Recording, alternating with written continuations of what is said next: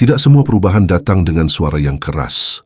Kadang hadir pelan, lewat rasa lelah yang sulit dijelaskan, lewat pikiran yang mulai mempertanyakan arah, atau lewat momen hening ketika kita merasa ada yang harus berbeda. Mungkin hari ini terasa biasa saja, atau justru berat, penuh tekanan dan tidak pasti. Namun di balik itu semua, hidup sedang berbicara, memberi isyarat bahwa sudah saatnya kita melihat segalanya dengan cara yang lebih jernih. Selamat datang. Di channel ini kita tidak sekadar mencari semangat sesaat. Kita belajar memahami realita, bahwa hidup tidak selalu adil, tidak selalu mudah, dan tidak selalu sesuai harapan. Namun justru disitulah kekuatan itu dibentuk. Stoikisme mengajarkan kita untuk menerima apa yang tidak bisa dikendalikan dan memperkuat apa yang ada dalam diri kita. Bukan untuk menyerah, tetapi untuk menjadi lebih sadar, lebih tenang, dan lebih bijak dalam melangkah. Karena pada akhirnya, perubahan bukan tentang dunia yang menjadi lebih mudah, melainkan tentang diri kita yang menjadi lebih kuat. Poin 1. Menerima kenyataan yang tidak sesuai harapan. Ada satu fase dalam hidup yang hampir pasti akan dialami setiap orang, fase ketika kenyataan tidak berjalan searah dengan harapan. Rencana yang telah disusun dengan matang tiba-tiba runtuh. Usaha yang telah diberikan sepenuh hati tidak membuahkan hasil. Dan harapan yang pernah terasa begitu dekat justru menjauh tanpa penjelasan. Pada titik inilah banyak dari kita mulai merasa kecewa, bahkan tidak jarang kehilangan arah. Namun jika kita berani melihat lebih dalam, masalahnya seringkali bukan terletak pada kenyataan itu sendiri, melainkan pada penolakan kita terhadapnya. Kita ingin hidup berjalan sesuai keinginan, sesuai waktu yang kita tentukan, sesuai hasil yang kita bayangkan. Dan ketika itu tidak terjadi, kita merasa seolah-olah hidup telah berlaku tidak adil. Stoikisme mengajarkan sesuatu yang sederhana, namun menuntut kedewasaan yang tidak sedikit, menerima bahwa tidak semua hal berada dalam kendali kita. Kenyataan tidak selalu mengikuti logika kita, apalagi keinginan kita. Dunia bergerak dengan caranya sendiri, tanpa perlu meminta persetujuan dari siapapun. Menerima kenyataan bukan berarti menyerah. Ini bukan tentang berhenti berusaha atau pasrah tanpa arah. Justru sebaliknya, ini adalah bentuk keberanian yang jarang disadari. Keberanian untuk melihat hidup apa adanya, tanpa ilusi. Keberanian untuk berkata, ini memang bukan yang aku harapkan, tetapi ini adalah apa yang ada di hadapanku saat ini. Karena selama kita terus menolak kenyataan, kita akan terjebak dalam perlawanan yang melelahkan. Pikiran dipenuhi seharusnya, hati dipenuhi penyesalan dan energi terkuras untuk sesuatu yang tidak bisa diubah. Padahal satu-satunya titik awal untuk bergerak maju adalah menerima posisi kita saat ini. Dalam perspektif Stoik, ada batas yang jelas antara apa yang bisa kita kendalikan dan apa yang tidak. Kita tidak bisa mengendalikan hasil akhir, keputusan orang lain, atau bagaimana situasi berkembang. Namun kita selalu memiliki kendali atas sikap kita, cara kita merespons, dan pilihan yang kita ambil setelahnya. Disitulah letak kekuatan sejati.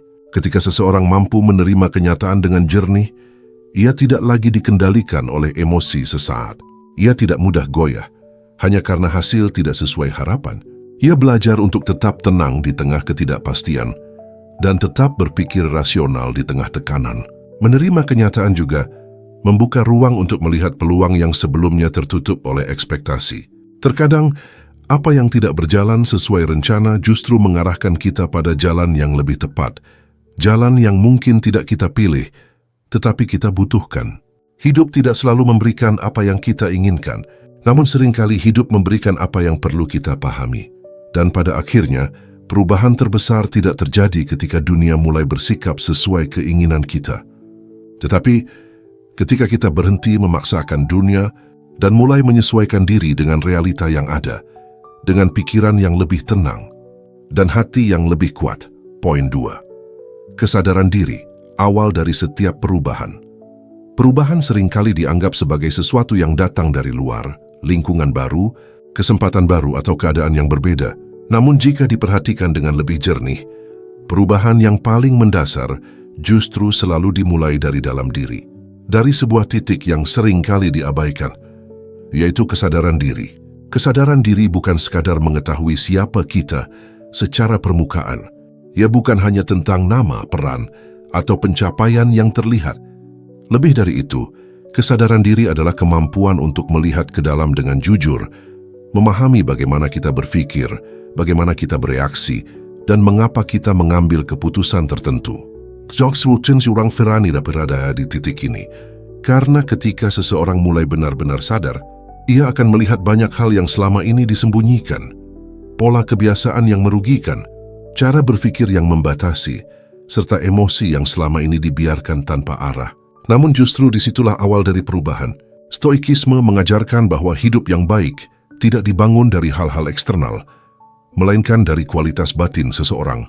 Dan kualitas itu hanya bisa dibentuk ketika kita mengenali diri sendiri dengan jernih, tanpa pembelaan, tanpa penyangkalan. Seringkali, kita terlalu cepat menyalahkan keadaan. Ketika sesuatu tidak berjalan sesuai harapan, kita menunjuk faktor di luar diri, situasi, orang lain, atau nasib. Padahal, tanpa disadari, cara kita berpikir dan merespons seringkali memiliki peran yang jauh lebih besar dari yang kita akui. Kesadaran diri mengajak kita untuk berhenti sejenak dan bertanya dengan lebih dalam. Apakah keputusan yang saya ambil selama ini benar-benar membawa saya ke arah yang saya inginkan? Apakah reaksi saya terhadap masalah justru memperburuk keadaan?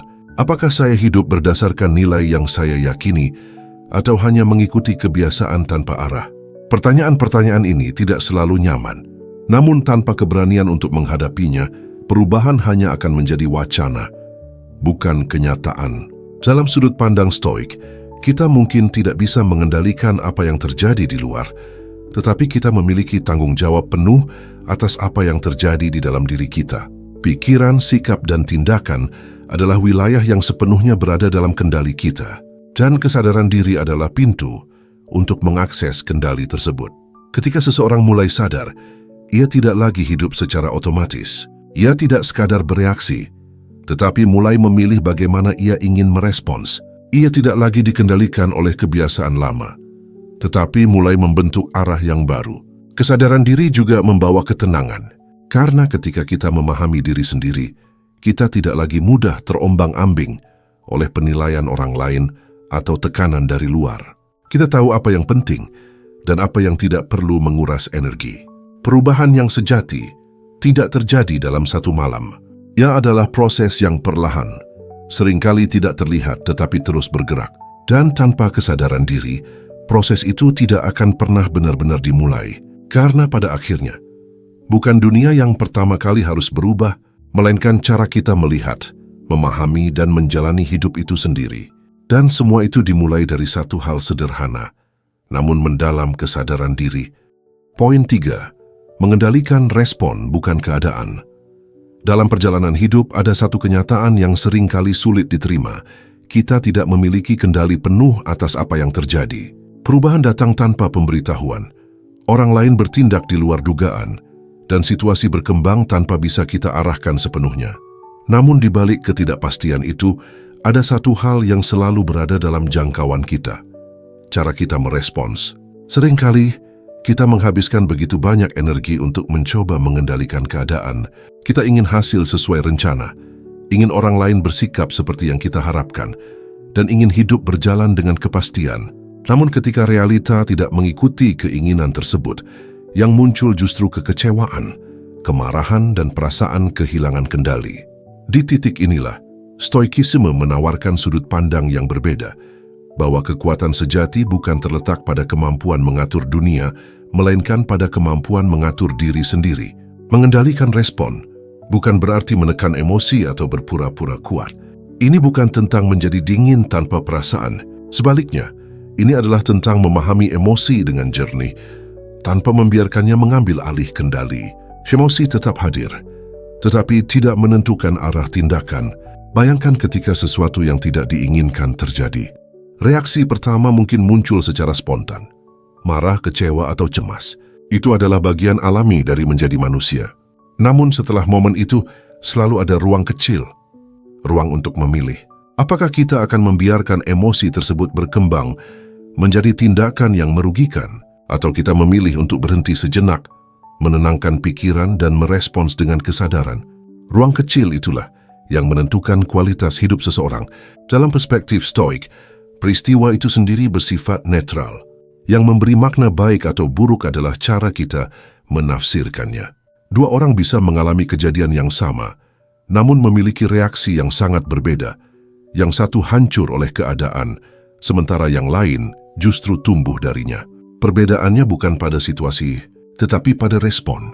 Mengendalikan respon juga berarti memahami batas antara apa yang bisa dan tidak bisa kita ubah. Ketika kita terus memaksakan sesuatu yang berada di luar kendali, kita hanya akan terjebak dalam kelelahan yang tidak perlu. Namun ketika kita mengalihkan fokus pada sikap dan tindakan kita sendiri, energi itu berubah menjadi kekuatan. Ada ketenangan yang lahir dari sikap ini, bukan karena hidup menjadi lebih mudah, tetapi karena kita tidak lagi bergantung pada kondisi eksternal untuk merasa stabil. Kita tidak mudah goyah hanya karena keadaan berubah, karena kita tahu bahwa pusat kendali ada di dalam diri. Ini bukan proses yang instan. Mengendalikan respon adalah latihan yang harus dilakukan berulang kali dalam percakapan sehari-hari, dalam tekanan pekerjaan, dalam konflik, bahkan dalam hal-hal kecil yang seringkali dianggap sepele. Namun seiring waktu, latihan ini membentuk sesuatu yang jauh lebih kuat dari sekadar kebiasaan. Ia membentuk karakter, membentuk keteguhan, membentuk ketenangan yang tidak mudah terguncang. Karena pada akhirnya, hidup tidak diukur dari seberapa banyak hal yang bisa kita kendalikan di luar, melainkan dari seberapa bijak kita mengelola apa yang terjadi di dalam diri. Dan disitulah letak kebebasan yang sebenarnya. Ketika kita tidak lagi menjadi korban keadaan, tetapi menjadi pengarah atas respon kita sendiri. Poin 4. Rasa tidak nyaman sebagai sinyal pertumbuhan. Tidak ada perubahan yang benar-benar berarti tanpa melewati rasa tidak nyaman. Ia sering hadir tanpa diundang, dalam bentuk keraguan, kegelisahan, tekanan, atau bahkan ketakutan yang sulit dijelaskan. Dan sebagai manusia, kecenderungan kita sangatlah wajar. Menghindarinya, menjauhinya, atau mencari cara tercepat untuk kembali pada zona yang terasa aman. Namun, jika diamati dengan lebih jernih, rasa tidak nyaman bukanlah musuh. Kita mau dalakin sinyal. Sebuah penanda halus bahwa ada sesuatu dalam diri kita yang sedang bergerak, sedang berusaha berkembang, sedang didorong keluar dari batas lama, yang selama ini kita anggap sebagai kenyamanan. Seringkali, kita mengartikan kenyamanan sebagai tanda bahwa semuanya baik-baik saja. Padahal, tidak jarang kenyamanan justru menjadi jebakan yang paling halus, yang membuat kita menetap terlalu lama di tempat yang sama, menjalani pola yang berulang, dan menunda potensi yang sebenarnya bisa kita capai. Stoikisme melihat hal ini dengan sudut pandang yang berbeda. Hidup tidak dirancang untuk selalu terasa nyaman, melainkan untuk membentuk ketahanan dan kebijaksanaan. Dan dalam proses itu, rasa tidak nyaman menjadi bagian yang tidak terpisahkan. Ketika seseorang mulai mencoba hal baru, ia akan merasa canggung. Ketika menghadapi tantangan yang lebih besar, ia akan merasa ragu. Ketika meninggalkan kebiasaan lama, ia akan merasakan kehilangan arah. Semua itu bukan tanda bahwa ia berada di jalur yang salah, melainkan tanda bahwa ia sedang bertumbuh. Masalahnya bukan pada rasa tidak nyaman itu sendiri, tetapi pada cara kita menafsirkannya. Ketika kita melihatnya sebagai ancaman, kita akan mundur. Kita akan kembali pada pola lama, pada kebiasaan yang familiar, meskipun tidak membawa kemajuan. Namun ketika kita mulai memahaminya sebagai bagian dari proses, sikap kita akan berubah. Kita tidak lagi terburu-buru untuk melarikan diri. Kita mulai belajar untuk bertahan, untuk mengamati, dan untuk tetap melangkah meskipun tidak semuanya terasa mudah. Dalam sudut pandang Stoik, kesulitan adalah latihan yang melatih pikiran untuk tetap jernih di tengah tekanan, melatih emosi untuk tidak mudah goyah, dan melatih diri untuk tetap bertindak meskipun keadaan tidak ideal. Rasa tidak nyaman juga memperlihatkan batas diri kita saat ini. Dan hanya dengan menyentuh batas itu, kita bisa memperluasnya. Tanpa tekanan, tidak ada perkembangan. Tanpa tantangan, tidak ada kemajuan yang berarti. Namun penting untuk dipahami, menerima rasa tidak nyaman bukan berarti menyiksa diri tanpa arah. Ini adalah tentang menghadapi hal-hal yang memang perlu dihadapi. Bukan sekadar bertahan dalam penderitaan yang tidak membawa makna. Ada perbedaan antara rasa tidak nyaman yang membangun dan kondisi yang justru merusak. Kesadaran inilah yang menjadi kunci. Ketika kita mampu membedakan keduanya, kita akan lebih bijak dalam melangkah. Kita tahu kapan harus bertahan dan kapan harus menyesuaikan arah. Namun kita tidak lagi lari hanya karena sesuatu terasa sulit. Seiring waktu, hubungan kita dengan rasa tidak nyaman akan berubah. Ia tidak lagi menjadi sesuatu yang harus ditakuti, tetapi menjadi bagian dari perjalanan yang diterima dengan tenang. Bahkan dalam banyak hal, kita mulai menyadari bahwa di balik ketidaknyamanan, itulah tersimpan peluang terbesar untuk berkembang. Karena pada akhirnya, hidup tidak bertanya apakah kita siap atau tidak untuk berubah. Hidup hanya memberi kesempatan, dan seringkali kesempatan itu datang dalam bentuk yang tidak nyaman, agar kita bertumbuh menjadi versi diri yang tidak pernah kita bayangkan sebelumnya.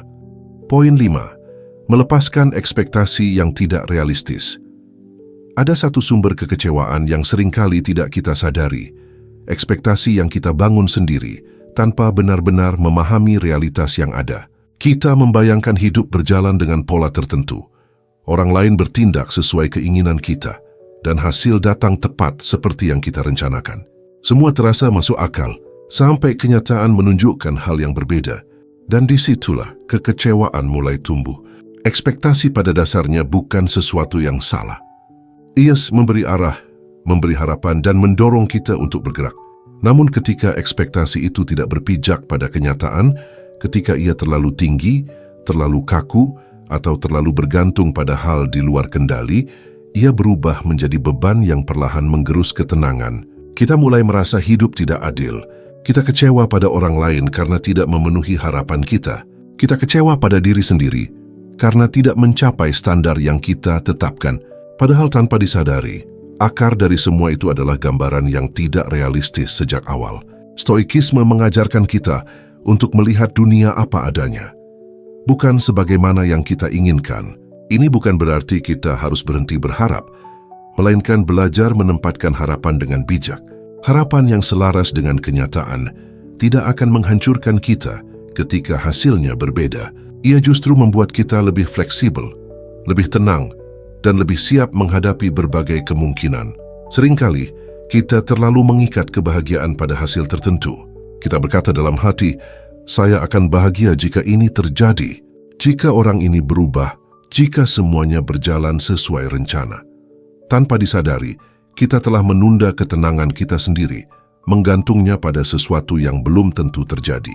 Dan ketika hal itu tidak terwujud, kita merasa kehilangan seolah-olah sesuatu telah diambil dari kita. Padahal, yang sebenarnya terjadi adalah perbedaan antara harapan dan kenyataan. Melepaskan ekspektasi yang tidak realistis bukan berarti menjadi pesimis. Ini bukan tentang menurunkan standar hingga kita berhenti berkembang. Sebaliknya, ini adalah tentang menyelaraskan cara berpikir dengan realita, agar kita tidak terjebak dalam ilusi yang melelahkan. Dalam sudut pandang Stoik, kita diajar untuk memisahkan antara usaha dan hasil. Kita bertanggung jawab atas apa yang kita lakukan, tetapi tidak sepenuhnya atas apa yang terjadi setelahnya. Hasil dipengaruhi oleh banyak hal, waktu, keadaan orang lain, yang tidak semuanya bisa kita kendalikan. Ketika kita memahami hal ini, ada kebebasan yang muncul. Kita tetap berusaha dengan maksimal, tetapi tidak lagi terikat secara emosional pada satu kemungkinan hasil. Kita menjadi lebih terbuka terhadap berbagai kemungkinan, tanpa kehilangan arah. Melepaskan ekspektasi juga mengubah cara kita melihat orang lain. Kita tidak lagi menuntut mereka untuk selalu sesuai dengan keinginan kita. Kita mulai menerima bahwa setiap orang memiliki keterbatasan, sudut pandang, dan perjalanan hidup yang berbeda. Dan dari situ, hubungan menjadi lebih ringan. Tidak lagi dipenuhi tuntutan yang tidak perlu. Ada ketenangan yang lahir ketika kita berhenti memaksakan dunia untuk mengikuti gambaran dalam pikiran kita. Kita tidak lagi terus-menerus merasa kurang, tidak lagi mudah kecewa, dan tidak lagi mengukur hidup hanya dari seberapa dekat ia dengan harapan kita. Sebaliknya, kita mulai melihat hidup dengan lebih jernih, apa adanya.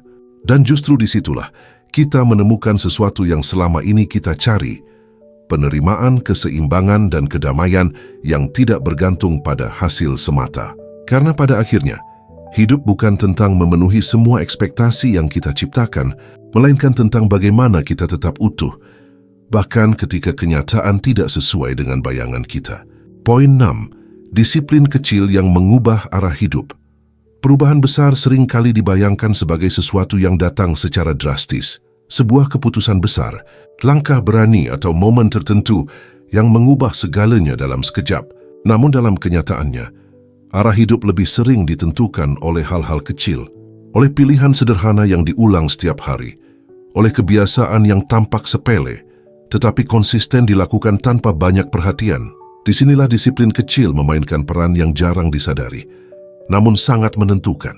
Disiplin bukan selalu tentang hal-hal besar yang terlihat mencolok. Ia hadir dalam bentuk yang tenang, bangun tepat waktu ketika tidak ada yang mengawasi, menyelesaikan tugas meskipun tidak ada dorongan dari luar, menjaga komitmen kecil meskipun terasa tidak signifikan. Hal-hal ini mungkin tampak biasa, bahkan mudah diabaikan. Namun ketika dilakukan secara konsisten, ia perlahan membentuk arah hidup seseorang. Masalahnya, banyak dari kita terlalu fokus pada hasil instan. Kita ingin perubahan yang cepat, perkembangan yang terlihat dalam waktu singkat, dan pencapaian yang bisa segera dirasakan. Ketika itu tidak terjadi, semangat mulai menurun, dan kebiasaan lama kembali mengambil alih. Padahal, perubahan yang bertahan lama tidak pernah dibangun dari lonjakan sesaat. Ia tumbuh dari konsistensi, dari tindakan kecil yang terus diulang bahkan ketika hasilnya belum terlihat. Stoikisme memandang disiplin sebagai bentuk penguasaan diri, bukan untuk mengekang tetapi untuk membebaskan. Ketika seseorang mampu mengatur dirinya sendiri, ia tidak lagi bergantung pada motivasi yang naik turun. Ia tidak menunggu suasana hati yang tepat untuk bertindak. Ia bergerak karena ia memilih untuk melakukannya.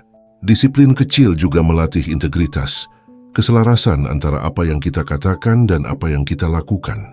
Ketika kita mulai menepati hal-hal kecil yang kita janjikan pada diri sendiri, kepercayaan diri tumbuh secara alami. Kita tidak lagi meragukan kemampuan kita, karena kita telah membuktikannya melalui tindakan, bukan sekadar niat. Ada kekuatan yang tersembunyi dalam pengulangan. Sesuatu yang dilakukan sekali mungkin tidak berarti banyak. Namun ketika dilakukan setiap hari, ia membentuk pola. Dan pola itulah yang pada akhirnya membentuk karakter. Tanpa disadari, hidup kita adalah hasil dari kebiasaan yang kita pelihara. Bukan dari apa yang kita lakukan sesekali, tetapi dari apa yang kita lakukan secara konsisten. Disiplin kecil juga mengajarkan kesabaran, karena dalam prosesnya, kita seringkali tidak langsung melihat hasil. Ada masa di mana segala usaha terasa tidak membawa perubahan. Namun justru disitulah ujian sebenarnya. Apakah kita tetap melanjutkan atau berhenti karena merasa tidak ada kemajuan? Mereka yang mampu bertahan dalam fase ini adalah mereka yang memahami bahwa setiap tindakan, sekecil apapun, sedang menanam sesuatu. Dan meskipun belum terlihat, hasilnya akan muncul pada waktunya. Dalam sudut pandang Stoik, fokus utama bukan pada hasil akhir tetapi pada tindakan yang berada dalam kendali kita. Kita tidak bisa memastikan kapan perubahan besar terjadi, tetapi kita selalu bisa memastikan apa yang kita lakukan hari ini. Dan ketika hari demi hari diisi dengan pilihan yang tepat, perubahan itu tidak lagi menjadi sesuatu yang jauh. Ia terjadi secara perlahan, hampir tidak terasa, hingga suatu saat kita menyadari bahwa arah hidup kita telah berubah. Karena pada akhirnya, hidup tidak berubah karena satu langkah besar, melainkan karena langkah-langkah kecil yang tidak pernah berhenti. Poin 7. Kehilangan, kegagalan, dan pelajaran yang tersembunyi. Dalam perjalanan hidup, ada fase yang tidak pernah benar-benar bisa dihindari. Fase ketika kita kehilangan, ketika rencana tidak berjalan sebagaimana mestinya, dan ketika usaha yang telah kita berikan tidak menghasilkan apa yang kita harapkan. Kehilangan dan kegagalan seringkali datang tanpa peringatan, meninggalkan ruang kosong yang tidak mudah dijelaskan. Pada saat-saat seperti ini, wajar jika kita merasa kecewa. Wajar jika muncul pertanyaan dalam benak. Mengapa ini terjadi dan mengapa harus sekarang? Karena sebagai manusia, kita cenderung mengaitkan nilai diri dengan apa yang kita miliki dan apa yang berhasil kita capai. Namun di balik pengalaman yang terasa berat ini, ada sesuatu yang seringkali luput dari perhatian, pelajaran yang tersembunyi. Stoikisme tidak mengajarkan kita untuk menolak rasa sakit atau berpura-pura kuat ketika hati sedang rapuh. Sebaliknya, ia mengajarkan kita untuk melihat setiap peristiwa dengan sudut pandang yang lebih luas, bahwa tidak semua yang hilang adalah kerugian, dan tidak semua kegagalan adalah akhir. Seringkali, kehilangan memaksa kita untuk melihat apa yang selama ini kita anggap pasti. Ia mengingatkan bahwa tidak ada yang benar-benar permanen. Hubungan, kesempatan, bahkan posisi yang kita pegang, semuanya bisa berubah. Dan kesadaran ini, meskipun tidak nyaman, justru membuka ruang untuk memahami hidup dengan lebih realistis. Kegagalan juga memiliki peran yang serupa. Ia menghentikan kita sejenak, memaksa kita untuk mengevaluasi langkah yang telah diambil. Tanpa kegagalan, kita mungkin akan terus berjalan dengan keyakinan yang tidak pernah diuji. Namun justru melalui kegagalan, kita belajar membedakan antara usaha yang efektif dan yang perlu diperbaiki. Masalahnya bukan pada kehilangan atau kegagalan itu sendiri, tetapi pada cara kita menafsirkannya. Ketika kita melihatnya sebagai akhir, kita akan berhenti. Kita akan merasa bahwa semua usaha telah sia-sia. Namun ketika kita mulai melihatnya sebagai bagian dari proses, perspektif kita berubah. Kita tidak lagi bertanya, "Mengapa ini terjadi pada saya?" Melainkan mulai bertanya, "Apa yang bisa saya pelajari dari ini?" Pertanyaan sederhana ini mengubah arah berpikir secara mendalam. Dalam sudut pandang Stoik, kita tidak memiliki kendali atas apa yang hilang dari hidup kita, tetapi kita memiliki kendali penuh atas makna yang kita berikan. Dan makna itulah yang menentukan apakah sebuah pengalaman akan melemahkan atau justru menguatkan. Ada kekuatan yang lahir dari penerimaan yang jernih. Ketika kita tidak lagi melawan apa yang telah terjadi, energi kita tidak habis untuk penolakan. Kita mulai memiliki ruang untuk memahami, untuk belajar, dan untuk melangkah kembali dengan arah yang lebih matang. Seringkali, pelajaran terbesar tidak datang dari keberhasilan, tetapi dari momen-momen ketika kita jatuh. Dari sana kita belajar tentang ketahanan, tentang kesabaran, dan tentang bagaimana membangun kembali sesuatu yang sempat runtuh. Kehilangan juga mengajarkan kita untuk tidak terlalu melekat. Bukan berarti kita tidak boleh mencintai atau menghargai apa yang kita miliki, tetapi kita belajar untuk tidak menggantungkan seluruh makna hidup pada sesuatu yang bisa berubah kapan saja. Dengan cara ini, kita menjadi lebih kuat. Bukan karena kita tidak pernah kehilangan, tetapi karena kita mampu berdiri kembali setelahnya. Pada akhirnya, hidup tidak menjanjikan bahwa kita akan selalu berhasil atau selalu mempertahankan apa yang kita miliki. Namun hidup selalu memberi kesempatan untuk belajar, untuk memahami, dan untuk bertumbuh dari setiap pengalaman, termasuk yang paling sulit sekalipun. Dan disitulah kita menemukan bahwa kehilangan dan kegagalan bukanlah akhir dari perjalanan, melainkan bagian dari proses yang membentuk siapa diri kita sebenarnya. Poin 8. Menjadi lebih kuat tanpa harus menjadi keras. Dalam banyak pandangan, kekuatan seringkali disamakan dengan ketegasan yang kaku, sikap yang tidak mudah tersentuh, dan kemampuan untuk menahan segala sesuatu tanpa menunjukkan celah. Seolah-olah, untuk menjadi kuat, seseorang harus menjadi keras, tidak boleh terlihat rapuh, tidak boleh goyah, dan tidak boleh menunjukkan perasaan. Namun pemahaman seperti ini seringkali menyesatkan. Kekuatan sejati tidak selalu hadir dalam bentuk yang keras. Ia tidak selalu terlihat dari cara seseorang menahan emosi atau dari bagaimana ia menutup diri terhadap dunia. Justru dalam banyak hal, kekuatan yang paling dalam bersifat tenang, fleksibel, dan tetap terbuka tanpa kehilangan kendali. Stoikisme mengajarkan bahwa menjadi kuat bukan berarti menghilangkan perasaan, tetapi mengelolanya dengan bijak. Emosi tetap ada, marah, sedih, kecewa, semuanya adalah bagian dari pengalaman manusia. Namun kekuatan terletak pada kemampuan untuk tidak dikuasai oleh emosi tersebut. Menjadi keras seringkali adalah bentuk pertahanan. Ketika seseorang terlalu sering disakiti atau dikecewakan, ia mulai membangun dinding. Ia menutup diri, mengurangi kepercayaan, dan menjaga jarak agar tidak terluka lagi. Dari luar ini mungkin terlihat seperti kekuatan, namun di dalamnya seringkali tersimpan ketakutan yang belum benar-benar diselesaikan. Sebaliknya, menjadi kuat tanpa harus keras adalah tentang memiliki ketenangan yang tidak bergantung pada kondisi luar. Ini adalah kemampuan untuk tetap terbuka terhadap kehidupan, tetap merasakan, tetap peduli, tanpa kehilangan kendali atas diri sendiri. Ada perbedaan yang halus namun sangat penting. Orang yang keras cenderung bereaksi dengan cepat, defensif, dan seringkali didorong oleh emosi yang belum terolah. Sementara orang yang kuat mampu menahan diri sejenak, memahami situasi dengan jernih, dan merespons dengan kesadaran. Ia tidak perlu membuktikan apapun kepada siapapun. Ia tidak mudah tersinggung oleh hal-hal kecil. Dan ia tidak merasa perlu mengendalikan orang lain untuk merasa aman.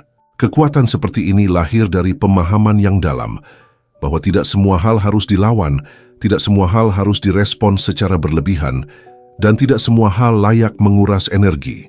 Dalam sudut pandang Stoik, kita diajak untuk membangun ketahanan batin, bukan ketegangan batin. Ketahanan memungkinkan kita untuk tetap stabil di tengah perubahan, sementara ketegangan justru membuat kita rapuh ketika tekanan datang. Menjadi kuat tanpa harus keras juga berarti mampu menerima diri sendiri dengan jujur. Kita tidak menyangkal kelemahan, tetapi juga tidak membiarkannya mendefinisikan siapa kita. Kita melihatnya sebagai bagian dari proses, sesuatu yang bisa dipahami dan diperbaiki. Ada kelembutan dalam kekuatan seperti ini. Bukan kelembutan yang lemah, tetapi kelembutan yang sadar akan batas, sadar akan nilai dan sadar akan arah. Ia tidak mudah runtuh, justru karena ia tidak memaksakan diri untuk menjadi sesuatu yang bukan dirinya. Seiring waktu, kekuatan ini menciptakan ketenangan yang berbeda. Bukan ketenangan karena tidak ada masalah, tetapi ketenangan karena kita tidak lagi bereaksi secara berlebihan terhadap setiap hal yang terjadi. Kita tidak lagi hidup dalam mod bertahan, tetapi dalam keadaan sadar. Dan pada akhirnya, kita mulai memahami bahwa menjadi kuat bukan tentang seberapa keras kita menghadapi dunia, melainkan tentang seberapa dalam kita memahami diri sendiri, dan seberapa bijak kita memilih cara untuk tetap utuh di tengah segala kemungkinan. Karena kekuatan sejati tidak membuat seseorang kehilangan rasa, justru membuatnya mampu merasakan tanpa kehilangan kendali. Pada akhirnya, hidup tidak pernah benar-benar meminta kita untuk menjadi sempurna. Ia hanya meminta kita untuk sadar. Sadar akan batas, sadar akan arah, dan sadar bahwa setiap pengalaman, baik yang mudah maupun yang sulit, selalu membawa makna bagi mereka yang mau memahami. Perubahan bukanlah sesuatu yang datang secara tiba-tiba. Ia tumbuh perlahan, dari cara kita berpikir, dari cara kita merespons, dan dari keberanian untuk melihat hidup apa adanya. Dan di setiap langkah kecil itulah, kita sedang membentuk versi diri yang lebih tenang, lebih kuat, dan lebih bijak. Channel ini hadir bukan untuk memberi jawaban instan, tetapi untuk menemani proses memahami, menerima, dan bertumbuh. Jika kamu mencari ketenangan yang tidak rapuh oleh keadaan, maka perjalanan ini layak untuk dilanjutkan. Karena pada akhirnya, bukan dunia yang harus berubah, melainkan cara kita memaknainya.